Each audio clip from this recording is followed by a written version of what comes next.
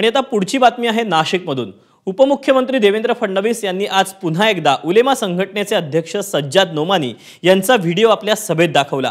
नोमानी यांनी महाविकास आघाडीकडे 17 मागण्या मांडल्या होत्या, त्या सर्व मागण्या मवियानं मान्य केल्या। 2000 ते 2019 मध्ये जेवढ्या दंगली झाल्या त्यात मुस्लिमांवर दाखल झालेले गुन्हे मागे घ्या, ही देखील मागणी मवियानं मान्य केल्याचा आरोप फडणवीसांनी सभेतून केला।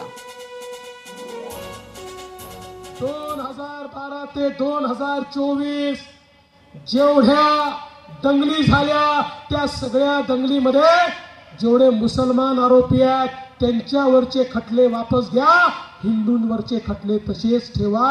आणि याकरता या उबाठावाल्यांनी, तुतारीवाल्यांनी आणि काँग्रेसवाल्यांनी त्यांना लेखी दिलाय, तुमच्या 17 मागण्या आम्हाला मान्य आहे। आणि हे लेखी घेऊन आता ते सज्जाद नोमानी काय म्हणतात बघा, आहे का रे व्हिडिओ? लाव जरा, लाव वीडियो लाव।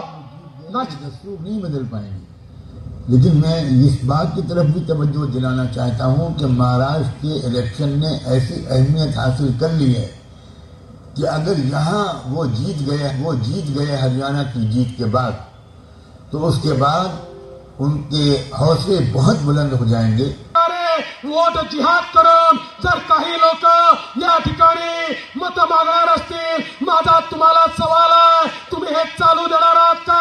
अरे आता हे जर वोट जिहाद करत असतील तर आपल्याला मतांचं धर्मयुद्ध हे करावं लागेल। एबीपी माझा, उघडा डोळे बघा नीट।